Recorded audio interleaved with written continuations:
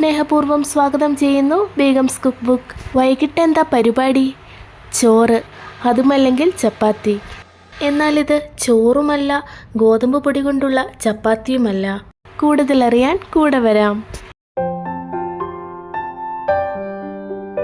ചെറു ചൂടോടു കൂടിയുള്ള പശുവിൻ പാൽ 1/3 എന്ന കണക്കിലുള്ള കപ്പിൽ 1 കപ്പ് നിറയെയും അധികം 1 കപ്പിൻ്റെ പകുതിയും, പഞ്ചസാര 1 table spoon, instant east 1 teaspoon. നന്നായി അടച്ചു വെച്ച് 10 മിനിറ്റ് മുതൽ 15 മിനിറ്റ് വരെ കാത്തിരിക്കാം.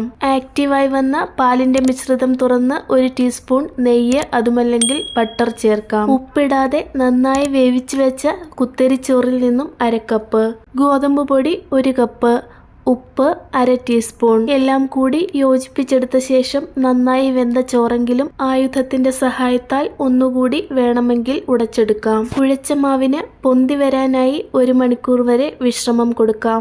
പൊന്തി വന്ന മാവിനെ മറ്റൊരു പ്രതലത്തിലേക്ക് മാറ്റി നീട്ടി കുഴച്ചെടുക്കാം. ബൺ ഉണ്ടാക്കുന്നതിനായി ഏകദേശം തുല്യ അളവിൽ തന്നെ മുറിച്ചെടുക്കുക എന്നത് ഉദ്ദേശം.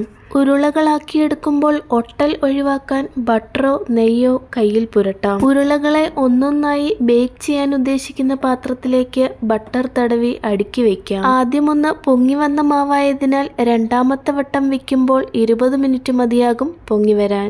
ബേക്ക് ചെയ്തെടുക്കുമ്പോൾ മുകൾ ഭാഗം മൃദുവായി ലഭിക്കുന്നതിനായി അല്പം പാലും തടവി കൊടുക്കാം. 160 ഡിഗ്രി താപനിലയിൽ 10 മിനിറ്റ് പ്രീഹീറ്റ് ചെയ്ത അവനിനുള്ളിലേക്ക് ടിൻ വച്ചുകൊടുത്ത് 25 മുതൽ 30 മിനിറ്റ് വരെ മുകളിൽ നിന്നും താഴെ നിന്നും ചൂട് കൊടുത്ത് ബേക്ക് ചെയ്തെടുക്കാം.